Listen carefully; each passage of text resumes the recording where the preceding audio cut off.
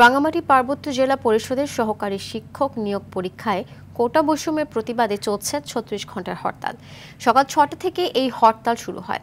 কোটা বিরোধী ঐক্যজোটের ডাকা এই হরতালের সমর্থনে শহরের রিজার্ভ বাজার, তবলছড়ি, বনরূপা সহ বিভিন্ন গুরুত্বপূর্ণ পয়েন্টে টায়ারে আগুন জ্বালিয়ে ও সড়কে গাছের গুঁড়ি ফেলে পিকেটিং করে আন্দোলনকারীরা। এতে ভোগান্তিতে পড়ে স্কুল, কলেজ শিক্ষার্থী ও সাধারণ মানুষ। হরতালের কারণে শহরের একমাত্র গণপরিবহন সিএনজি অটোরিকশা সহ বন্ধ রয়েছে শপিং মল, দোকানপাট।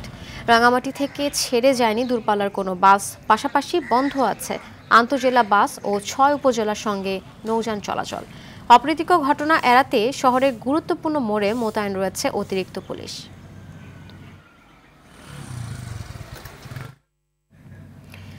রাজশাহী বিশ্ববিদ্যালয়ের ৩ শিক্ষার্থীর ওপর হামলা ও ২ জনকে মারধরের প্রতিবাদে রাজশাহী নাটোর মহাসড়ক অবরোধ করে বিক্ষোভ করছেন শিক্ষার্থীরা। দুপুর ১২টার দিকে বিশ্ববিদ্যালয়ের কাজলা গেটে মহাসড়ক অবরোধ করেন তারা। এর ফলে সকল ধরনের যান চলাচল বন্ধ রয়েছে। এর আগে বুধবার রাত ১১টার দিকে কাজলা এলাকার একটি ক্যান্টিন থেকে ২ শিক্ষার্থীকে তুলে নিয়ে মারধর করে দুর্বৃত্তরা। হামলায় আরও এক শিক্ষার্থী গুরুতর আহত হন।